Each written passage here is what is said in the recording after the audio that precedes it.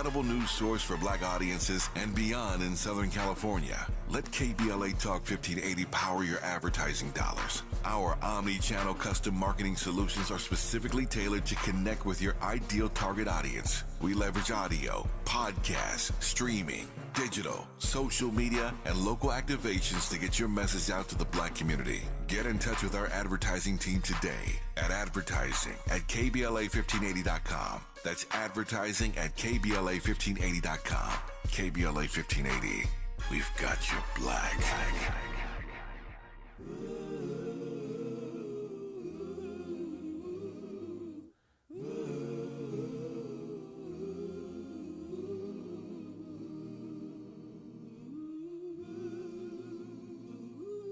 Good morning or evening, friends. Here's your friendly announcer. I have serious news to pass on to everybody. What I'm about to say could mean the world's disaster. Could change your joy and laughter to tears and pain. It's that love in need of love today. Don't delay, send yours in right away. Hey, going round, breaking many hearts. Stop it, please, before it's gone too far.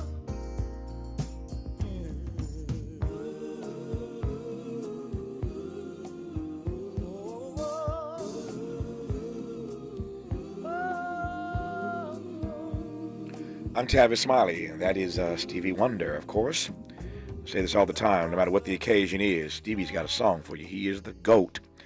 Always good to hear the smooth stylings of one Stevland Morris, Stevie Wonder. Love, love, love Stevie Wonder. In this hour, as promised, a conversation on the backside of this hour with the Libertarian presidential candidate, Chase Oliver. Many people think of this race for the White House, which we've been discussing the first couple hours today, as a binary race. I guess you could call it that, but not really. There are other persons running. One of our guests earlier today referenced her support of Jill Stein, the Green Party candidate. Cornel West was a guest on this program a couple days ago. So it's not necessarily a binary race, and there's a Libertarian candidate for president named Chase Oliver. We'll talk to him on the backside of this hour, what his message is for African-American voters in particular. So Chase Oliver, Libertarian for president, on the backside of this hour. But we commenced this hour with Dr. Roger A. Mitchell, Jr., who is the chief medical examiner for the nation's capital, on his thoughts, his views, on why police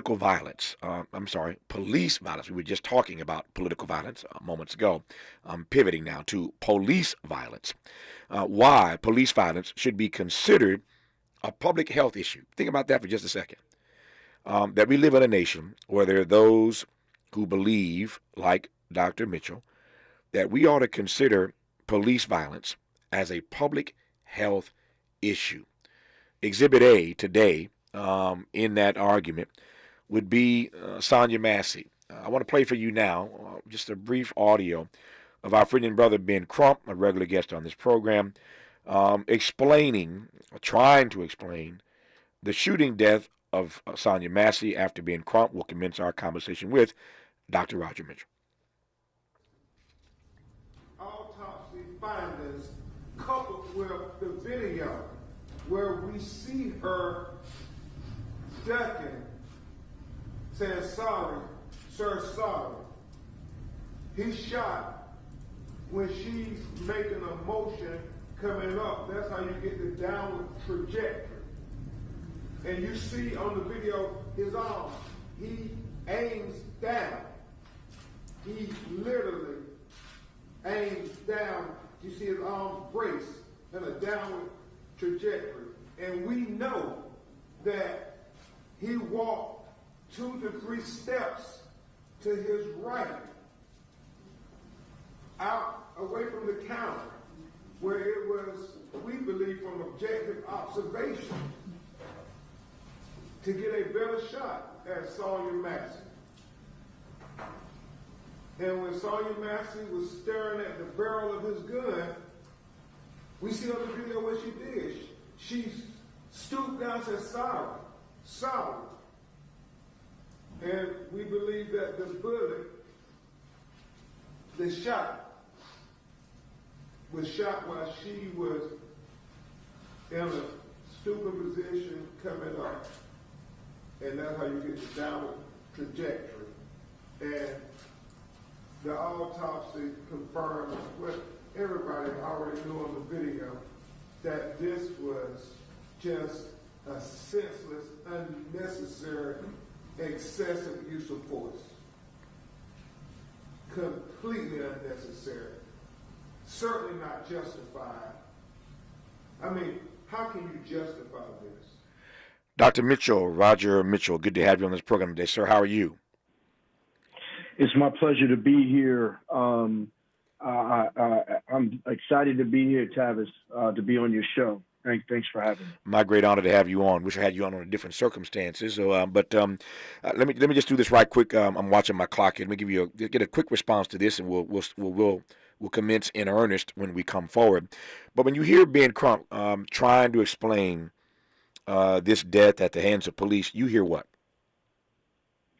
Well, I hear an unarmed woman who is shot by law enforcement, and it's not uncommon for individuals that are unarmed to be shot and killed by law enforcement, and disproportionately when they're black people, black men in particular. What is novel about this is that usually we don't see this wanton disregard for life occur when it's women. But we have gone to an all-time low when a woman who's calling for help and thinking that help is going to arrive, and she's shot and killed by law enforcement. In a way that when he describes it, she's being shot while she's down. And so there's going to be obvious criminal proceedings, civil proceedings that will unlock all of it for your listeners and your watchers. But that's what I'm hearing: an unarmed, defenseless person being killed by law enforcement. When we come forward, let's talk with Dr. Roger A. Mitchell Jr. about why he believes then that police violence should be considered a public health issue. You're listening to Dr. Mitchell, and I'm glad about it on Tavis Smiley. You're listening to Tavis Smiley. Tavis Smiley. Ranked number 45 on the Heavy 100 list of the 100 most important radio talk show hosts in America. Make a move into a home of your own. With City National Bank's Ladder Up Home Loan Grant, you could receive up to $20,000 that you never need to pay back. Use it toward your down payment, save on closing costs, or to buy down your mortgage rate. Find out more at cnb.com/ladderuphome. City National, here for every stage of the journey. Property must be in a qualifying market in California, New York, or New Jersey. Additional terms and conditions apply. Not all applicants will qualify. Terms are subject to change without notice. City National Bank is an equal housing lender. Member FDIC. NMLS number 536994. Securing your firearms protects lives. Pick up your free gun safety lock at select LA County libraries and hospitals. Learn more about other gun safety measures you can take to keep our families and communities safe. Visit lacountygunsafety.org or call 1-833-540-0473 for more resources on gun safety. Together, we can save lives.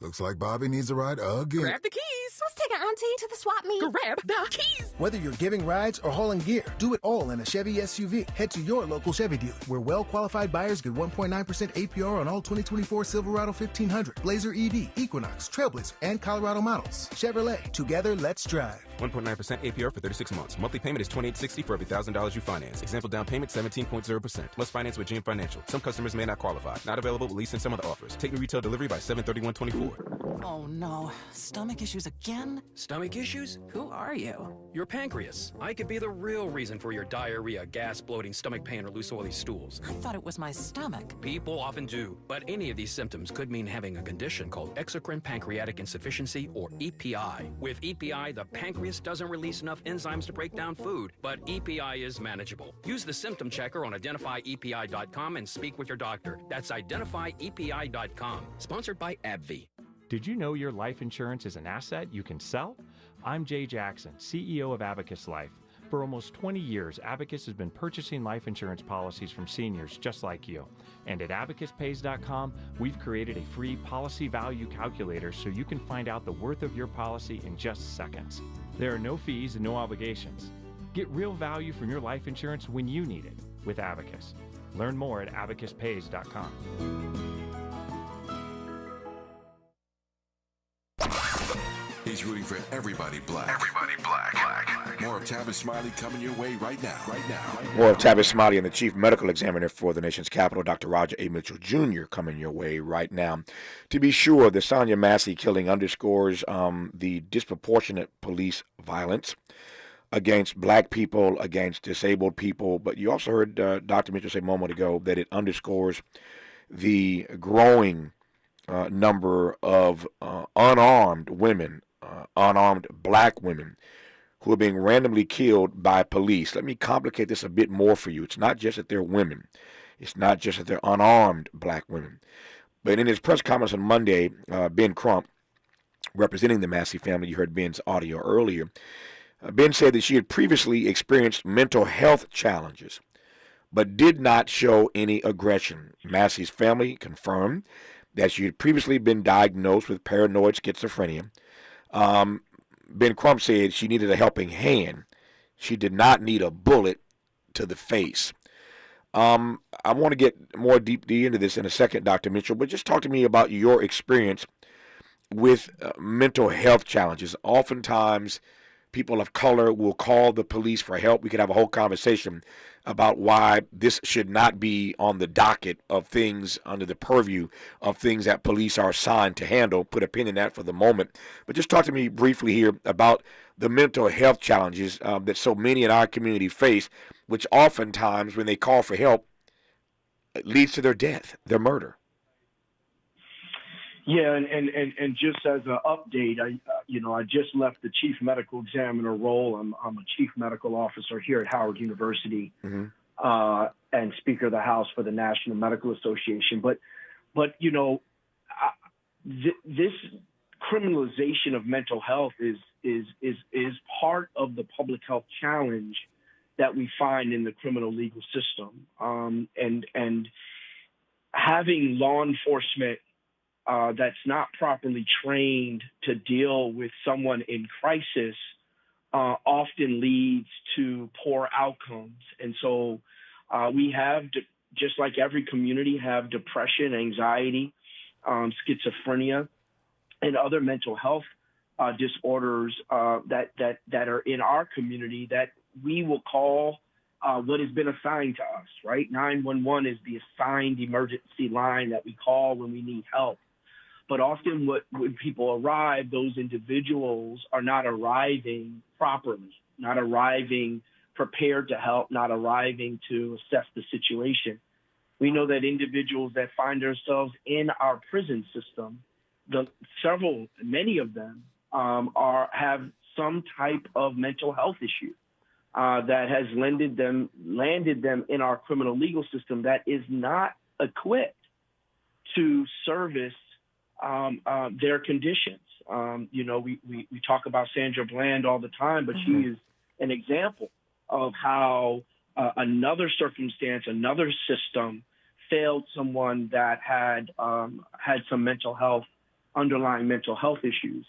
And this is a very demonstrative example of why we can no longer police the way we police. Mm-hmm. We can no longer engage in our criminal legal system the way we're engaging with our criminal legal system.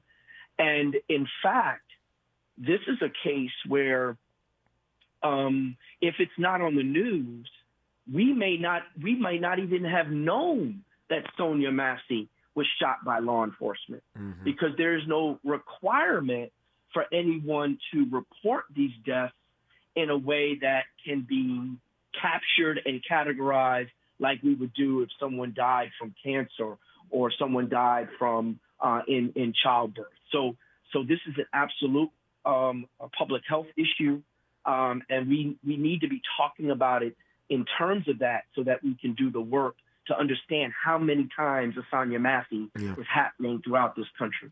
Speaking of doing the work, before I get to this notion of declaring police violence a public health issue, you mentioned your two new roles that you are currently occupy. Tell me a bit more about those two roles so folk know accurately who I'm talking to and what you're doing, and then we'll get back to this conversation.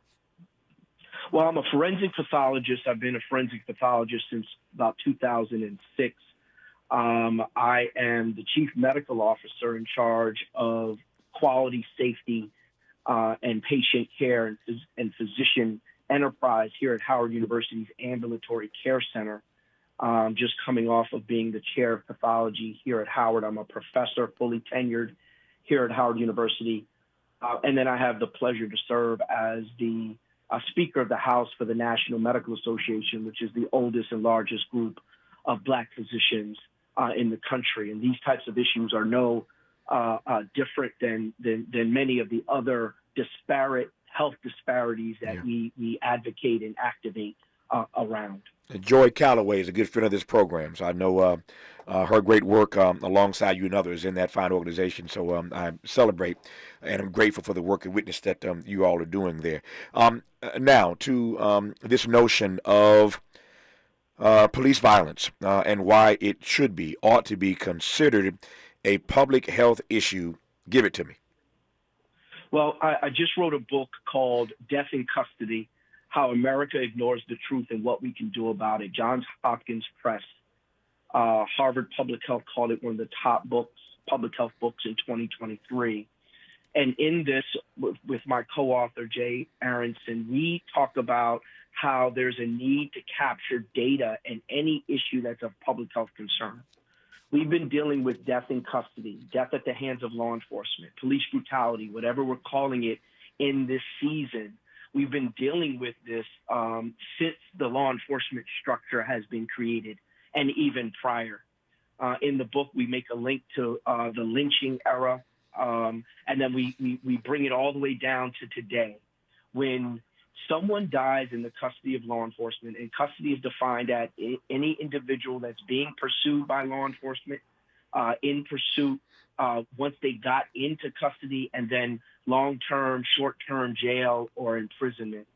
Anyone dying across that continuum is considered a death in custody by the Death in Custody Reporting Act, and that requires the Department of Justice to report every single death in that continuum to the United States citizenry. Mm-hmm. That is not happening. And it's, you know why it's not happening? It's because this is the only set of deaths that is required by law enforcement to report, whereas all the other deaths that occur in this country, the Centers for Disease Control reports. The Centers for Disease Control, this is a program where it may have an abundance of Black women that are listening. Our Black women are dying at a higher rate in and around pregnancy. That's called maternal mortality. Mm-hmm. The reason why we know that is because there's a checkbox on the U.S. standard death certificate. The reason why we know that smoking is associated with lung cancer is because there's checkboxes on the U.S. standard death certificate. And so what we're asking for at the National Medical Association and other organizations throughout the country is that we want a simple checkbox on the U.S. standard death certificate that says death in custody, yes or no, during arrest, or during incarceration. So we can start capturing the data on who's dying from what. There are natural, Tavis, there are natural diseases that are happening in our criminal legal system that we have no idea that they're not getting the care that they're supposed to get. We have suicides that are happening that we have no idea that they're happening in our jails. This is a black box that we have no visibility into. And the only way that we can start solving for the diseases or injuries that are being perpetrated by our criminal legal system, allowed to happen, or poor care is being established, is by tracking the data. And that's the first step in public health. Let me interrogate that. I love the suggestion, but let me interrogate it on two different fronts. Number one, you raised two questions that you and your co-author in the book Death in Custody would like to see included on the form. I did not hear you say that the question about race of the person who died in custody ought to be included. And I only raise that because how then do we ever confirm what we already know, which is that the disproportionate number of people who died in police custody are people of color? So the U.S., what I'm suggesting, what we're suggesting, and what the National Medical Association is suggesting is that this box be added to the U.S. Standard Death Certificate. The U.S. Standard Death Certificate has over 50 boxes, one of which is race, age, race, gender, date of birth, when they were, what they did for a living is on the death certificate. Got it. So all of those demographics that we have to have for what we call mortality data or death data, it's already there. Included. Yeah, it's already there. That's why it's such a simple solution, and it's not a solution to death in custody. Let me be clear.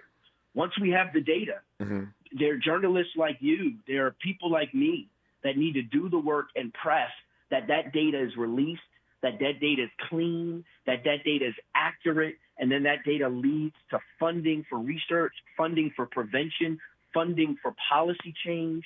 All that happens with data as the weapon, as the tool for advocacy. Yep. So tell me more. I'm with you, and I appreciate that answer. So tell me more about then how we and why we should elevate death in custody or police violence to the level of public health crisis, public health issue.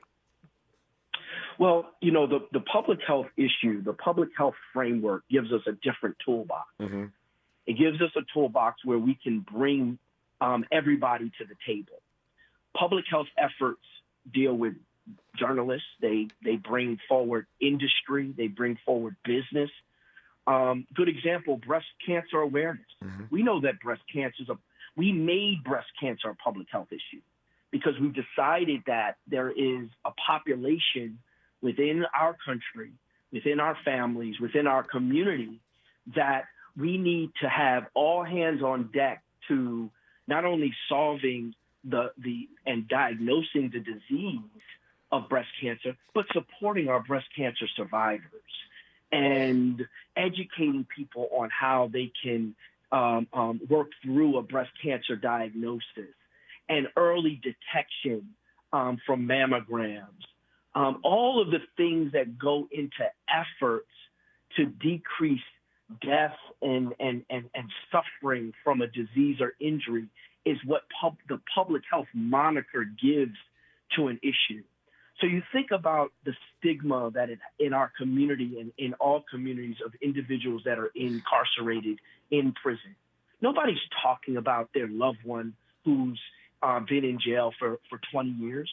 They don't even talk about it. They almost believe that they deserve to die in that environment, even if they don't have a life sentence. This is an opportunity for us to deal with the fact that we have millions and millions of our family members in custody. And oftentimes the conditions of in custody are poor, that lead to poor outcomes. The way we are engaged in law enforcement that even get us to if we can make it to prison. Sonia Massey couldn't even make it to jail because the conditions of her interactions with law enforcement are so poor that it caused her death. That's why it's a public health crisis. That could have happened to my sister. You know what I'm saying? That could have happened to my sister. My sister deals with bipolar. My sister, takes her medication. My sister, we make sure that she has what she needs, right? She's not a victim. She's someone who deals with a chronic illness. What if she was going in crisis and had to make a phone call, and the only phone call she could make was call 911, and the people that got there were not equipped to deal with her, and instead of helping her, they shoot her to death? That can happen to each and every one's family member that is listening to your call today. Yeah, I've only got 2 minutes left here for what is a rich conversation. But I circle back to where I started, and that is this notion of whether or not we are at a point in our country where police just ought not to be dispatched to certain calls, Dr. Mitchell. Yeah, I was deputy mayor for public safety and justice before I left my post here in D.C., first position to be able to be in that type of position. And that's the work. The work is diversifying the response. We have to diversify the response.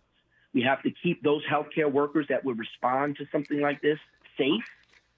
But that then requires a training of that law enforcement officer that is going to respond alongside a mental health provider, right? And so that coupled, very intentional response to our community that's in crisis or needs support is no longer a suggestion. It is required. Yeah. Anything else is putting us all at risk. In the 30 seconds I have left here, what are the chances? I know the work, to use your phrase, that is the work. I know the work. What are the chances of getting the work done when it comes to getting those boxes on this standard death form? Well, I'm on Tavis Smiley. So I'm on Tavis Smiley. If anybody here knows a state senator, the Centers for Disease Control has suggested that they may start thinking about putting a box, but we need it to happen at the state level as well. So I'm willing to come testify. I've testified in Pennsylvania. I'm willing to come talk about it anywhere that anybody wants me to come. I'm rmitch_jr Instagram. You can inbox me and we can talk about the advocacy that's needed. His name is Dr. Roger A. Mitchell, Jr., doing the work. And we are appreciative and grateful for his witness. His book is called Death in Custody. Death in Custody. Dr. Mitchell, thank you for the time. More important, as I said, thank you for your work and witness. Good to have you on this program, sir. Thank you. When we come forward, it is not a binary race. There are others running for president: Jill Stein, Bobby Kennedy, Cornel West, and a guy named Chase Oliver, who's the Libertarian presidential candidate. We'll talk to him when we come forward on Tavis Smiley. Seeking the truth, speaking the truth. This is the Tavis Smiley Show.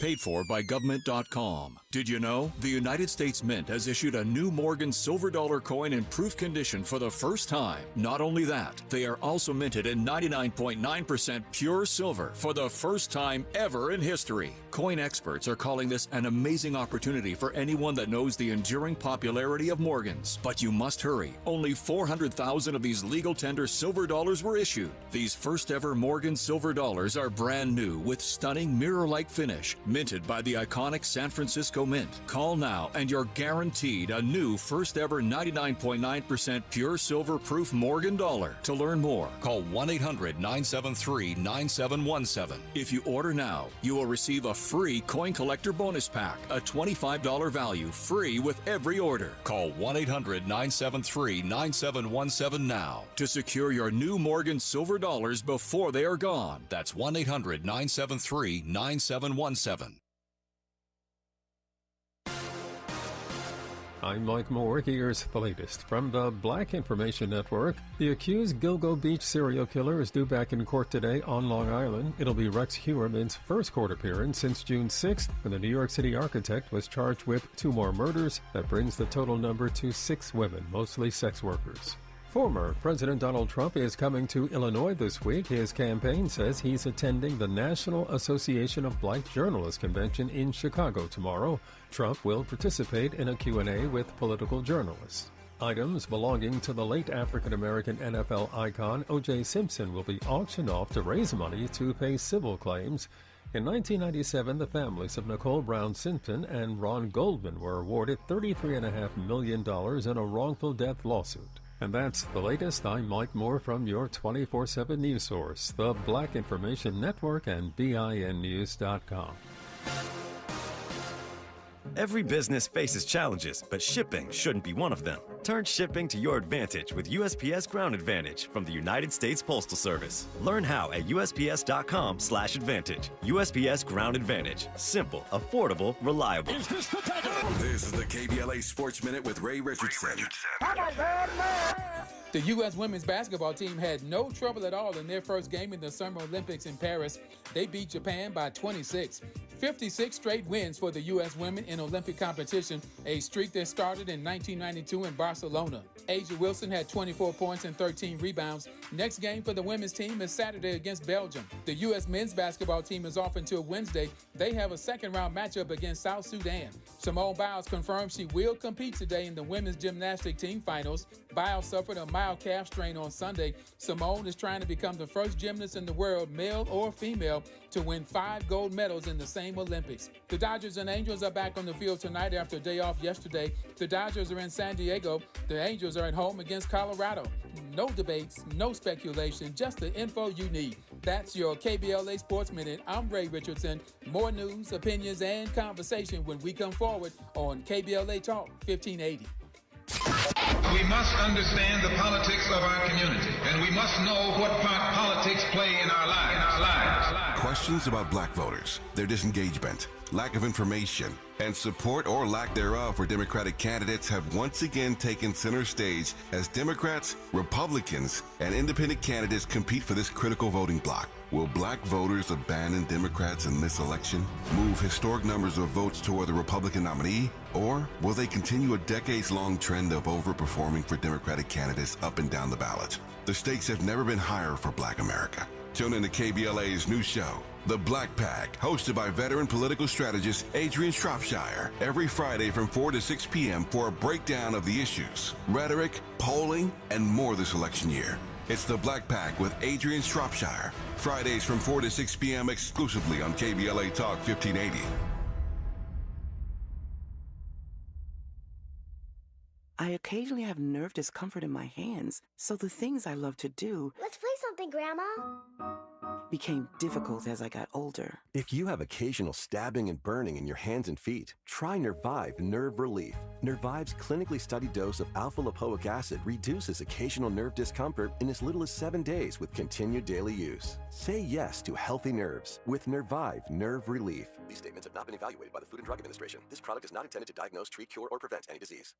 Ooh, I'm so ready for this weekend away with my girl. Hey, hit the road? How about some free gas? Free gas? How? Try new Febreze car for some serious freshness and you can win gas for a full year. Visit Febreze.com to learn more. Say less. You may not win, but you're gonna have a fresh smelling whip. Thanks, DJ Fresh. Now how about some music? Hey, yo, this next one goes out to new Febreze car for giving you a chance to win free gas.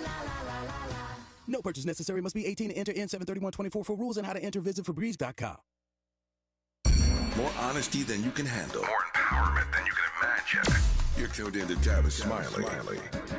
Chase Oliver is a libertarian activist living in Atlanta, dubbed the most influential libertarian in America by Rolling Stone. He's a champion of the rights of the individual against the growing power of the state.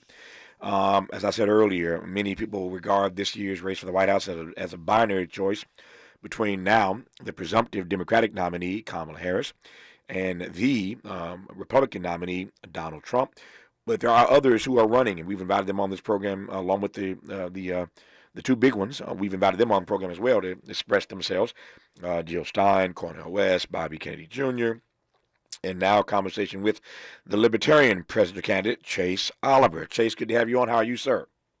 I'm doing great. Thank you for having me on. Look forward to speaking with you and to your listeners. It's good to have you on this program. When we hear the term contemporarily, hear the term libertarian, what should we think? Well, the term libertarian really applies to a philosophy that's rooted in the idea of non-aggression, that if you're not harming anybody, your life should be your life, your body should be your body, your business should be your business, and your property should be your property, not mine and certainly not the government's if you're not harming anyone.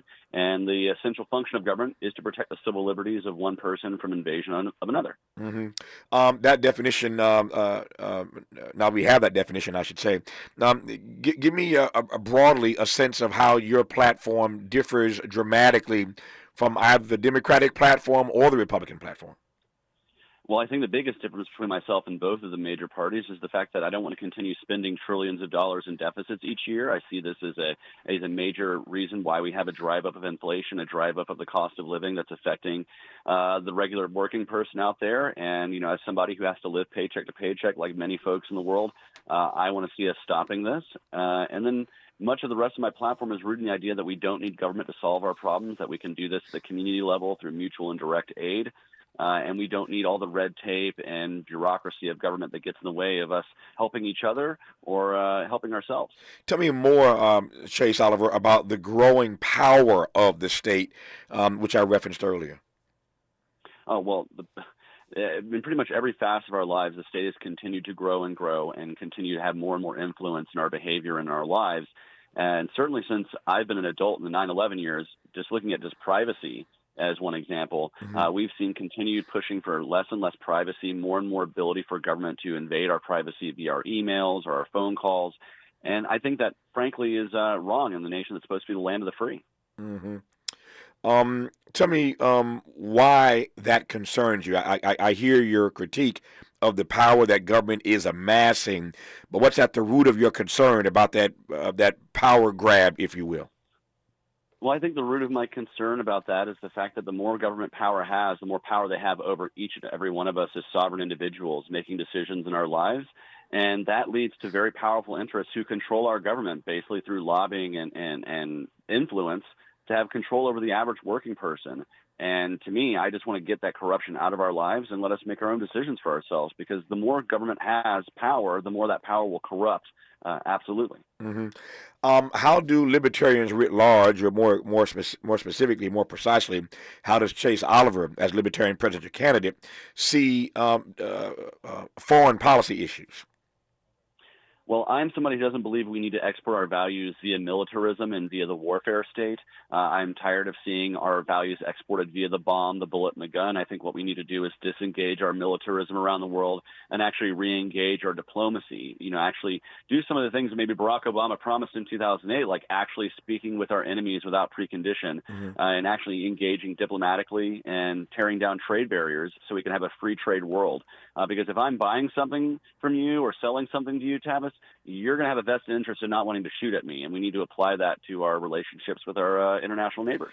Is there a libertarian view, if you will, on what's happening in the Middle East, namely Israel and Gaza?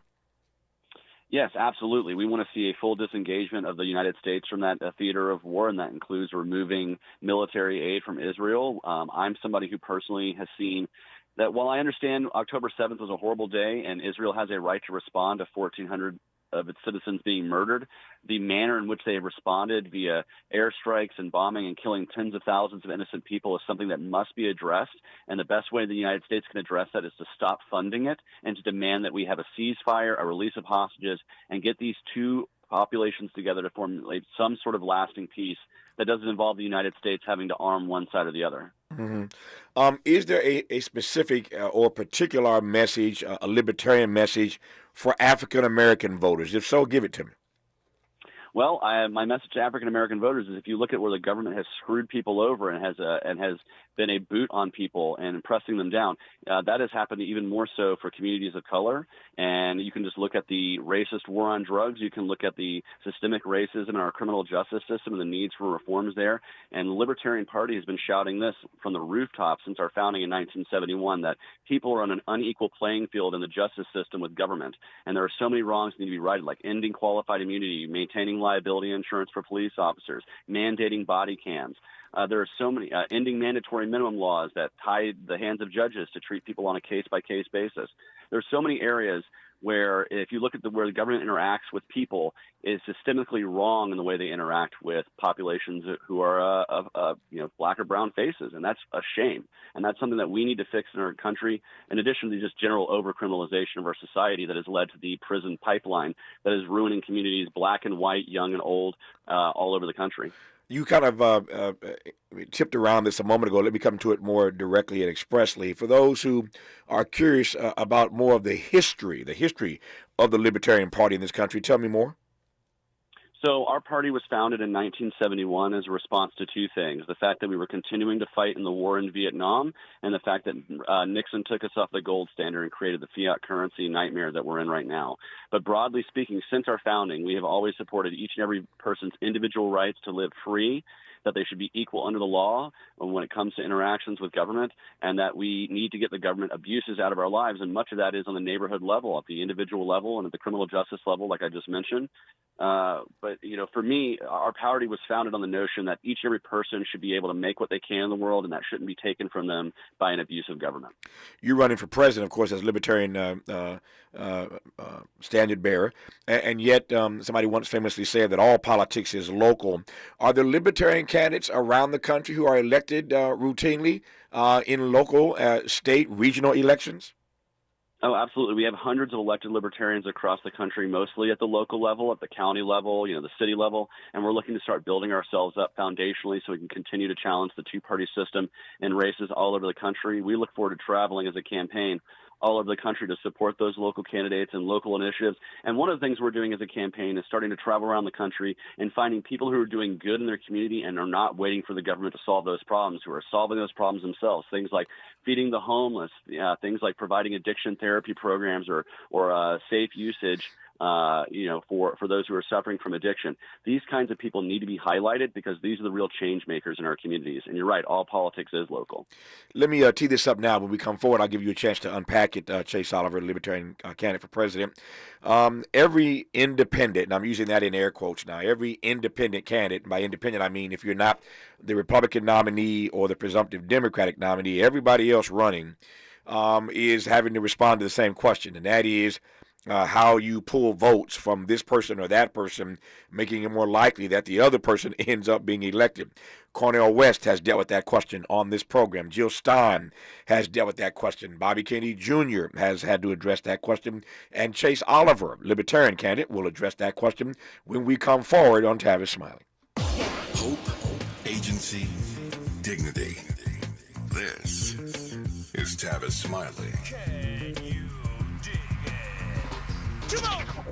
We ask seniors how to prevent Medicare scams.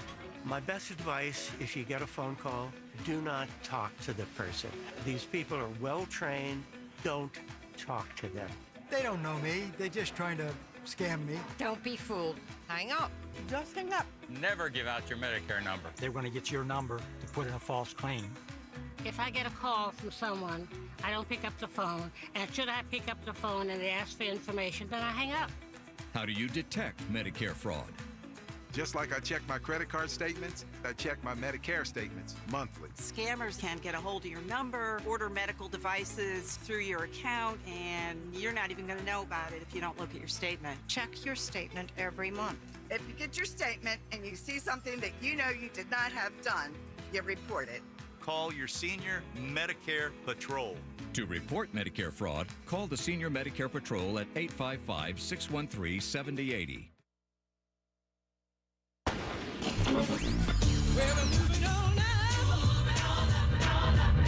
Tavis is like George and Wheezy. He's moving on up. Last year, Tavis was number 45 on the Talkers Magazine list of the 100 most important radio talk show hosts in America.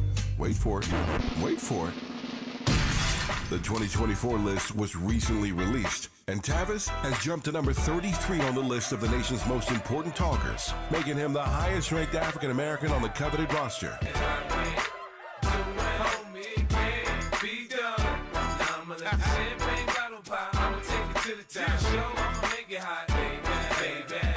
Congratulations to Tavis Smiley from all of us at KBLA Talk 1580. We've got you black. What make you? Yeah. Well, kind California Crusader newspaper would like to thank all of our subscribers for their support throughout the years, proudly serving the South Los Angeles and South Bay areas for more than 40 years. The California Crusader is a multicultural, black-owned, adjudicated newspaper that focuses on providing newsworthy information to the people in our community. We're constantly looking for ways to assist businesses in our community to connect with our subscribers. We provide low-cost, effective ways to promote your business with our reasonable and affordable advertising rates. You can participate by suggesting, sharing, and submitting your stories on the California Crusader newspaper Community Share Facebook group page, or visit our website at cal-cruise-news.com. That's calcruisenews.com. Then click on the Submit Now button located on the top right corner of the homepage, or text CCN to 42828. Again, text CCN to 42828. The California Crusader newspaper, working together to build a better community for our future. Subscribe today. Helping to make you the most knowledgeable person in your circle of friends. This is Tavis Smiley. This is Tavis Smiley in conversation with Libertarian candidate for president, Chase Oliver. And I said a moment ago that I want to ask him about his response to this notion that anybody who's not a Republican or Democrat running for president is taking votes away from somebody and making it more likely that the other person may be elected. Before I get to that question, though, I do want to ask Chase a couple other things. I'm curious, number one, given that we were just talking about Sonia Massey and police and why police violence ought to be considered a public health crisis, a public health issue in this country. Your thoughts, Chase, about Sonia Massey?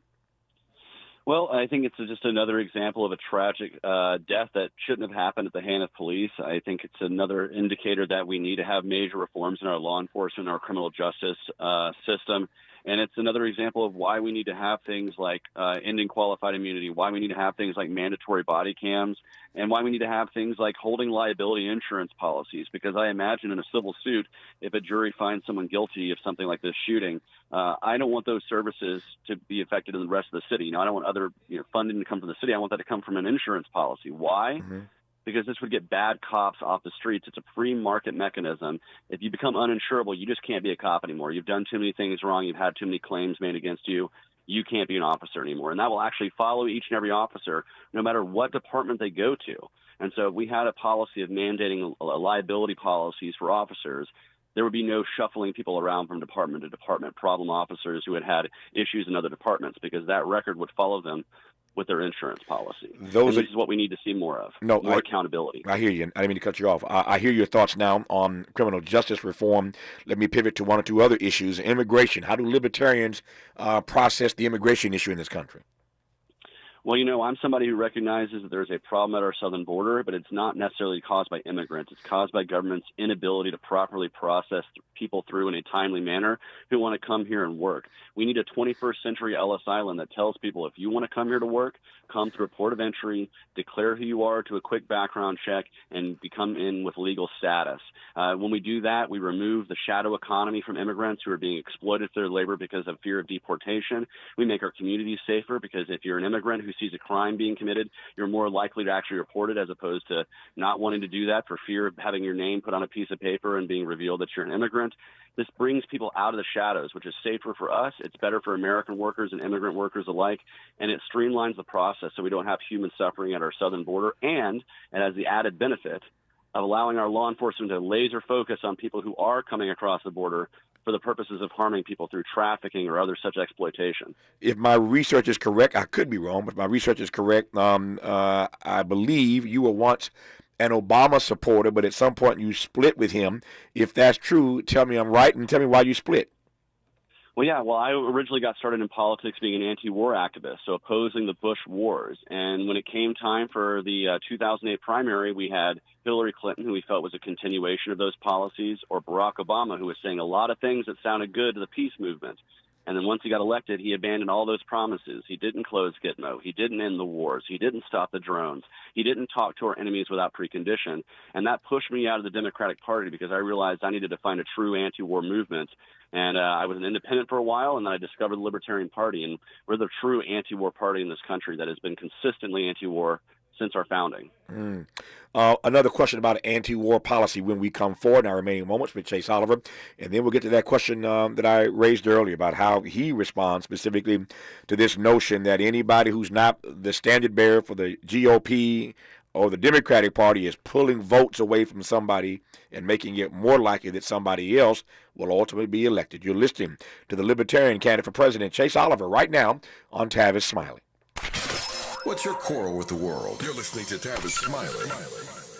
If you're like me, 60 and retired, making ends meet, especially here at the supermarket and drugstore, is tough. I'm so blessed to have found benefitscheckup.org. It's a free and confidential website from the National Council on Aging that connected me to $1,200 a year in programs that help pay for food, medicine, utilities, and more. Maybe it can help you. benefitscheckup.org. You know where you want to go in life, and City National Bank can help. City National knows the dedication it takes to build your vision for the future into a reality, and our team is here for you. We have a wide range of options to help, from personal savings accounts to interest-bearing money market savings accounts and more, all designed to help you get where you want to go. City National, here for every stage of the journey. Learn more at cnb.com. City National Bank is a subsidiary of Royal Bank of Canada, member FDIC. This is the story of the one. As head of maintenance at a concert hall, he knows the show must always go on. That's why he works behind the scenes, ensuring every light is working, the HVAC is humming, and his facility shines. With Grainger's supplies and solutions for every challenge he faces, plus 24/7 customer support, his venue never misses a beat. Call quickgrainger.com or just stop by. Grainger, for the ones who get it done. Ugh, I've been feeling so sluggish. I'm just kind of blah. Been there. That's why I take Align yogurt-coated probiotic fruit bites. But I suppose they taste blah. Actually, they taste delicious. It's an apple blueberry flavored center covered in a yogurt coating and is infused with probiotics to help support a healthy gut. They come 5 in a pouch. I just toss one in my bag and go. Toss one in my bag? Get your own. New Align yogurt-coated probiotic fruit bites from the makers of the #1 doctor-recommended probiotic brand. Find them in the digestive care aisle.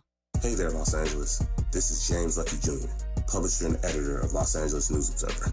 Are you hungry for news that matters to you in the African-American communities of Los Angeles? Well, buckle up, because we got the scoop you've been craving. Stay in the know and never miss a beat with our free weekly publications conveniently available near you. Or hop on the digital wave and become an exclusive subscriber at OGNSC.com. Don't forget to join the party on Instagram and Twitter at OGNSCINC for behind-the-scenes access and sizzling updates. No more FOMO.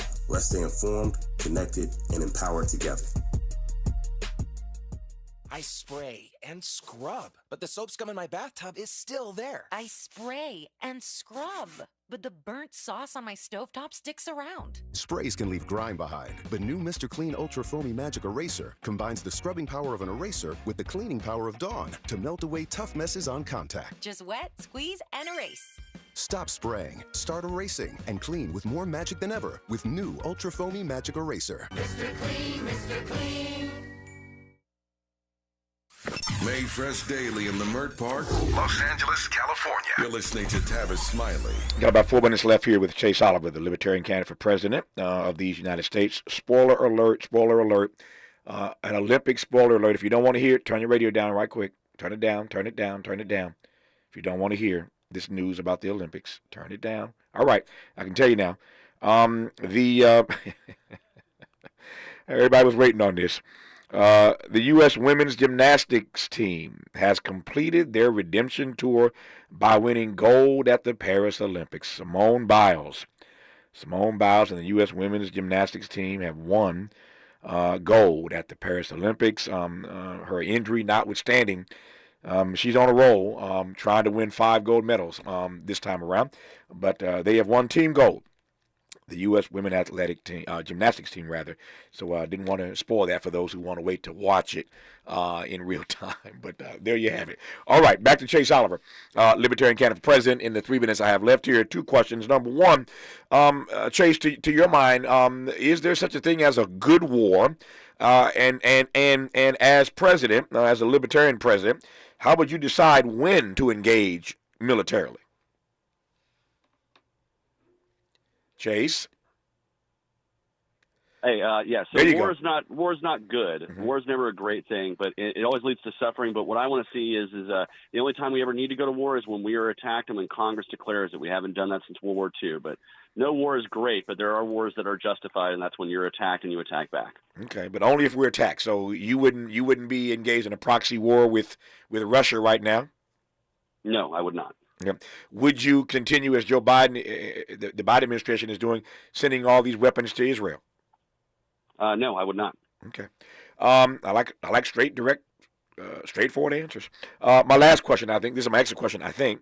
I raised earlier this notion that if you're not Donald Trump on the Republican ticket or the presumptive Democratic nominee, Kamala Harris, then you're being accused of being a spoiler. And all of you all have to respond to that. How does Chase Oliver and the Libertarian Party respond to this notion that you are a spoiler on the ballot? Well, the first thing I'll say is you can't spoil something that's already rotten, and that's the two-party system. If you look at the approval rating of Congress being under 20%, but their incumbency win rate is over 90%, that is a messed up system, and it's because we've been forced to pick this political binary.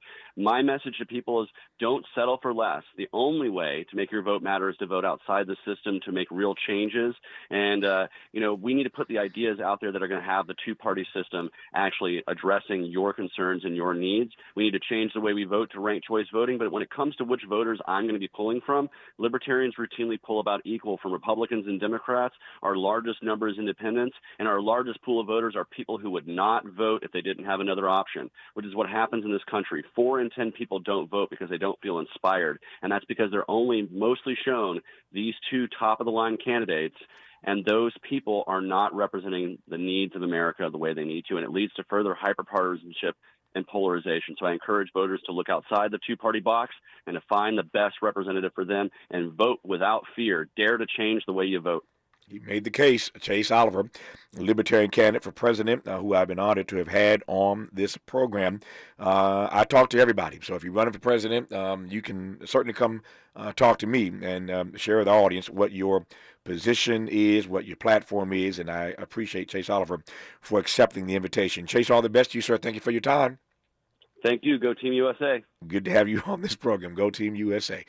Just like that, 3 hours gone. Back here tomorrow, Lord willing, to do it all over again. Until tomorrow, thanks for tuning in to Tavis Smiley. And as always, keep the faith.